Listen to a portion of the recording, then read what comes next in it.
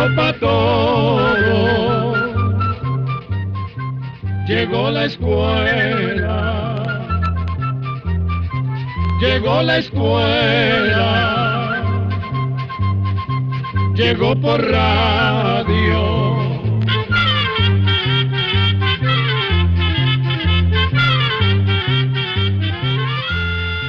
El Instituto Centroamericano de Extensión de la Cultura presenta su programa Oigamos la Respuesta. Compartiremos con ustedes las preguntas de nuestros oyentes y daremos las respuestas a sus inquietudes.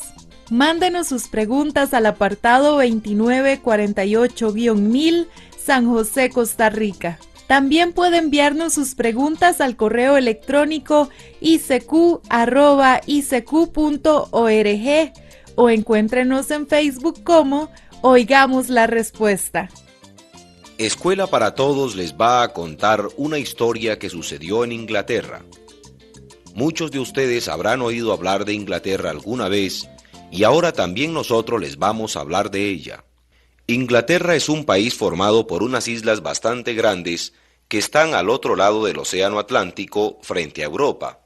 Como son islas, por todo lado hay mar, pero no todas las costas están formadas por playas planas y arenosas. En Inglaterra hay costas que son muy altas. Grandes montañas de roca comienzan desde el mismo mar y las olas se van a estrellar contra ellas y las van gastando poco a poco hasta formar extrañas cuevas y figuras raras. Cerca de una de estas costas de Inglaterra existe un pueblecito. En este pueblecito sucedió la historia que les vamos a contar. Hace más de 150 años, vivía ahí un humilde carpintero con su familia, y en su tallercito no solo se exhibían los muebles que él hacía, sino también unas piedras raras que tenían extrañas figuras labradas. Algunas de esas piedras tenían la forma de una parte del esqueleto de un pescado o de otro animal extraño, pero todas eran de piedra y muy a menudo los visitantes que llegaban a ese pueblo iban hasta la casita del carpintero a comprar esas piedras que podían servir de adorno.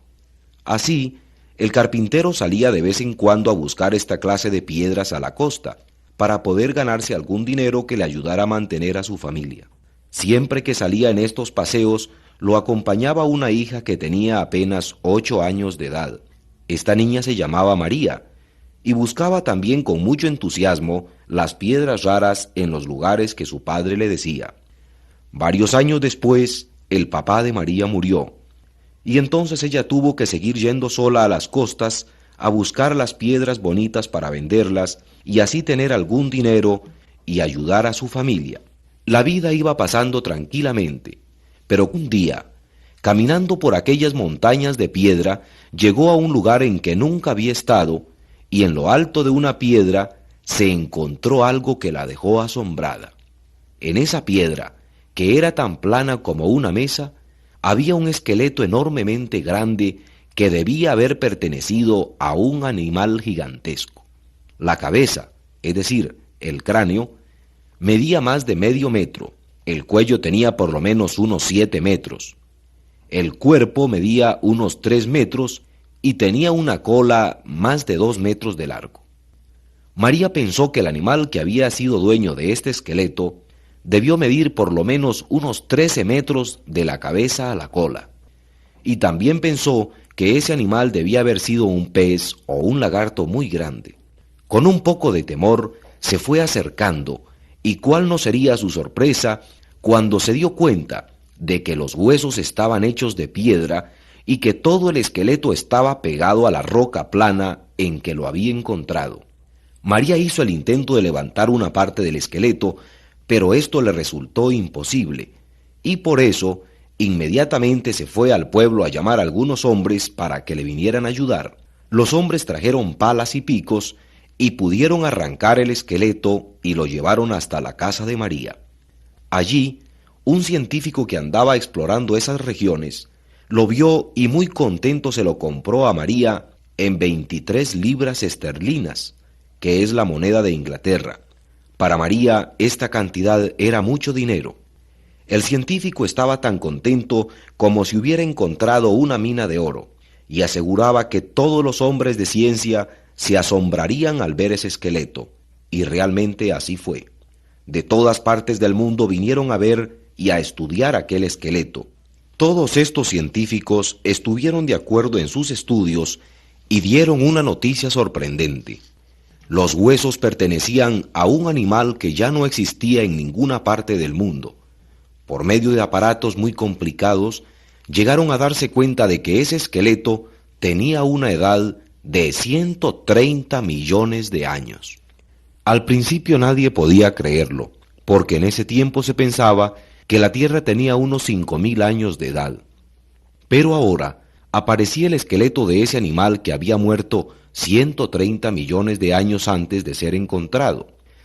Difícil de creer para las gentes de esos tiempos, pero las pruebas estaban bien hechas y los cálculos también, y los que no creían tuvieron que aceptar que en realidad así era.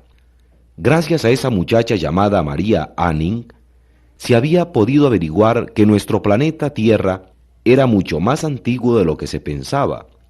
La Tierra existía ya hace muchísimos millones de años. También se había podido averiguar que en esos tiempos existían animales gigantescos que ya no viven en el planeta hoy en día. Este gran descubrimiento hizo que los sabios se pusieran a investigar en todas partes de nuestro mundo, en las costas, en las selvas, en las rocas de las montañas y en los valles. En todos los periódicos los sabios rogaban a la gente que avisara cuando encontrara huesos o piedras parecidos a las que había encontrado María Anning. Así fue como unos años después, en una parte del territorio de los Estados Unidos, en Texas, se encontró un lugar muy interesante. Allí estaban los huesos de 2 enormes animales que habían tenido una feroz lucha a muerte y los 2 habían muerto en la pelea. Los científicos recogieron esos huesos y con mucha paciencia fueron poniendo cada hueso en su lugar hasta armar los 2 esqueletos, y se dieron cuenta de que uno de los 2 animales se alimentaba de carne y el otro de hierbas y plantas. El animal que comía carne tenía las patas de atrás muy fuertes y medía unos 6 metros de largo. Las patas de adelante eran muy cortas, por lo que no las usaba para caminar, y así caminaba enderezado en sus 2 patas de atrás. Las manos de este animal tenían unas uñas muy fuertes, más grandes y más filosas que las de un águila.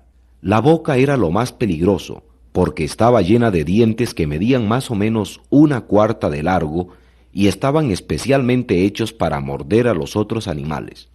El otro animal, o sea, el que comía plantas, tenía 4 patas y era inmensamente grande. Medía unos 27 metros de largo y pesaba lo que pesan 70 caballos juntos. Las señales de la pelea quedaron marcadas en el barro que había ahí, y por eso los científicos pudieron darse cuenta de cómo ocurrió la pelea. El animal que comía carne atacó al otro con sus fuertes uñas y con sus afilados dientes. El otro, que se alimentaba de hierbas, era mucho más grande, pero no tenía tan peligrosas armas, y por eso trató de huir hacia un lago que no era muy profundo. El animal más pequeño era más rápido y lo alcanzó. Así empezaron una lucha desesperada que terminó cuando los 2 animales estaban agotados y casi muertos por las heridas que se hicieron. Sangrando los 2 cayeron al suelo, y otros animales más pequeños que estaban viendo la pelea fueron los que se aprovecharon y se comieron poco a poco a los que habían peleado. Todo esto lo pudieron averiguar los científicos por medio de los restos que quedaron de esos animales, y gracias a otros restos parecidos es que se ha podido ir averiguando cómo era la Tierra, las plantas y los animales de hace millones de años. También, por medio de esos restos, los científicos se han dado cuenta de que la Tierra ha cambiado hasta llegar a la forma en que la vemos hoy en día. Y esos científicos se hacen muchas preguntas, como por ejemplo, ¿cómo ha sido posible que los restos de esos animales se hayan conservado hasta nuestros días? ¿A dónde vivieron esos animales y cómo? ¿Y por qué desaparecieron de la Tierra? Sentían mucho miedo y se inventaban muchas historias extrañas. Así se decía que habían existido dragones y animales misteriosísimos. Pero hoy en día, los científicos saben cómo es que esos huesos se han conservado hasta nuestros días. Por eso, vamos a suponer que podemos ver lo que sucedió hace millones de años. En ese tiempo, un animal muere y su cuerpo se hunde en el mar. Se va hasta el lodo del fondo. Pasa el tiempo y va quedando aterrado. Entonces los huesos no se pudren porque no hay aire suficiente ni tampoco unos microbios que hacen que las cosas se descompongan. En esta forma, el esqueleto de ese animal quedó apresado dentro del barro. Miles de años después, ocurrieron grandes terremotos. Los huesos que estaban en las profundidades de la tierra tuvieron que sufrir grandes presiones y poco a poco se fueron endureciendo hasta que quedaron convertidos en piedra. Durante esos terremotos muchos mares se secaron y lo que antes era el fondo de esos mares pasó a ser tierra firme. La lluvia y el viento se encargaron de lo demás. Poco a poco fueron lavando la tierra que había encima y los restos de huesos que antes habían estado en las profundidades de los mares quedaron al descubierto y así fueron encontrados por varias personas y a estos huesos hechos piedra es a lo que se ha llamado fósiles. También se han encontrado fósiles de plantas, es decir, plantas de la misma época de estos animales gigantescos que se hicieron piedra por culpa de las grandes presiones que tuvieron que soportar. En esta misma forma se han encontrado huevos del tamaño de una papaya, por lo que los científicos han llegado a saber que muchos de estos animales nacían de huevos.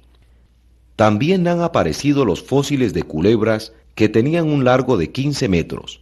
Se cree que estas fueron las primeras culebras que aparecieron en nuestro planeta y eran muy diferentes a las que conocemos ahora. Así, encontrando un fósil aquí y otro en otra parte, los científicos han podido averiguar que la naturaleza era muy diferente hace unos 130 millones de años a la que hay ahora. Hace 130 millones de años, la mayor parte de la Tierra era plana, y en los lugares en que hoy hay grandes montañas, antes existían grandes llanuras, y debido a esto, en toda la Tierra existía un clima muy parecido al de nuestros países. También habían helechos gigantes y pinos gigantes. En este ambiente era en el que vivían estos animales que los hombres han llamado dinosaurios, y eran de diferentes formas y tamaños. Unos eran verdaderos gigantes que se calcula pesaban más de 1000 quintales, y cuando estos dinosaurios caminaban, toda la tierra temblaba y los animales más pequeños huían asustados, pero otros dinosaurios eran más pequeños que nuestras gallinas. Como hemos dicho, tenían formas muy variadas. Por ejemplo, el tiranosaurio era el más bravo de todos los animales que hayan existido. Su nombre quiere decir lagarto tirano, y en verdad que era aterrador. Medía 14 metros desde la cabeza hasta la cola y se paraba sobre sus 2 patas traseras.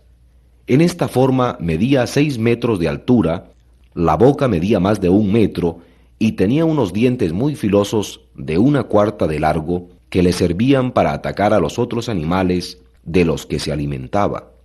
El tiranosaurio era el enemigo más terrible del lagarto tronador o brontosaurio, que era muchísimo más grande.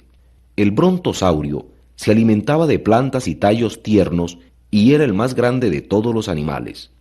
Medía 27 metros de largo y podía alcanzar una fruta de un árbol de 9 metros de alto. Con todo, y aunque era muy grande, el brontosaurio no podía hacer mucho daño porque tenía una cabeza muy pequeña y los dientes adaptados para comer hierbas. La única defensa que tenía era la cola, ya que con ella podía golpear muy fuerte a sus enemigos.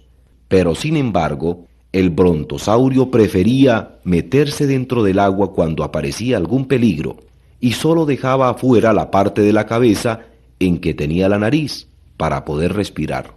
Todo esto lo pudieron averiguar los científicos estudiando los esqueletos de estos 2 animales, pero los científicos han querido saber otras cosas más. Por ejemplo, ¿por qué esos animales eran tan grandes y por qué desaparecieron? La sangre se les enfría. Por esto es que los científicos creen que los saurios de hace 130 millones de años tenían un cuerpo tan grande. Si ellos hubieran sido muy pequeños, un gran calor les hubiera calentado muy rápidamente la sangre y un gran frío hubiera hecho lo contrario, los hubiera enfriado hasta matarlos. En un animal tan grande como esos saurios, esto no ocurría porque, por ser tan grandes, cuando hacía mucho frío se enfriaban muy lentamente y cuando hacía mucho calor se calentaban muy despacio. Así es que con su gran tamaño ellos podían controlar el calor de su cuerpo y vivir, según se cree, hasta los 100 o 200 años. Y aunque se sabe todo esto, es todavía muy difícil saber por qué fue que desaparecieron. Varios científicos han estudiado este suceso extraño y han dado explicaciones. Una, por ejemplo, dice que los saurios desaparecieron de nuestro planeta porque ocurrió un cambio en el clima. El calor aumentó y entonces los machos de los saurios se volvieron estériles, no pudiendo fecundar más a las hembras. Esto se puede comprobar poniendo una lagartija macho en un lugar bien caliente. Después de un tiempo esta lagartija se vuelve estéril y no puede fecundar a una lagartija hembra para que ponga los huevos. Debido a esto, es que algunos científicos creen que los saurios gigantes desaparecieron.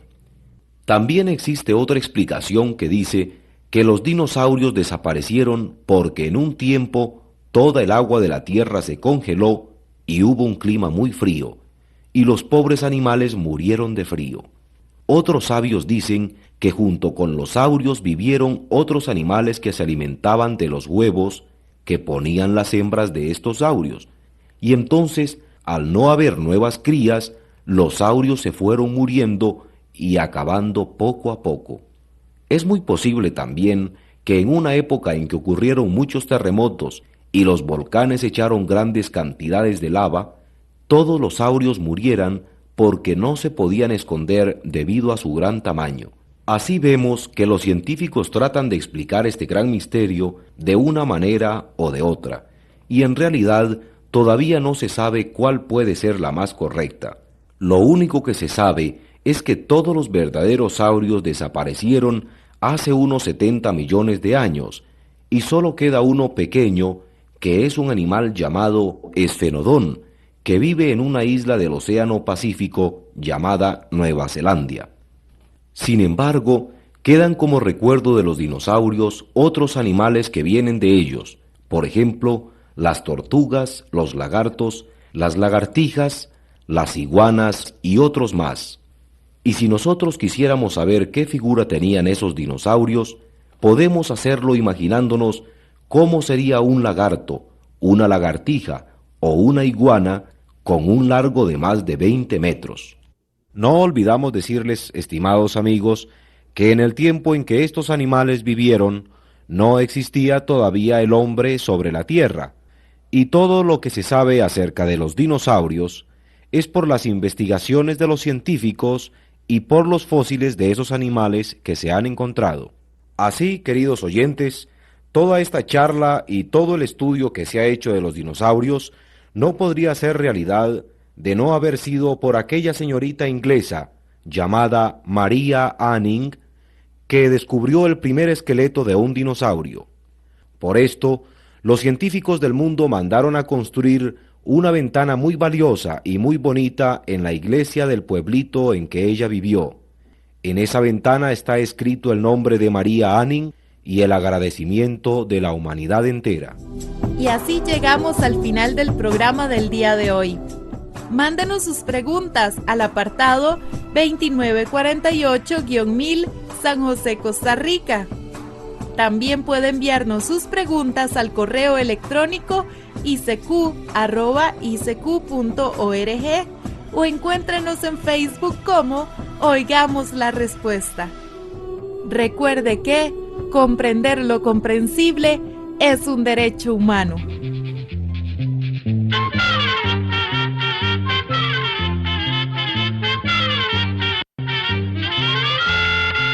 Llegó el momento despedirnos. Se va a la escuela, se va cantando.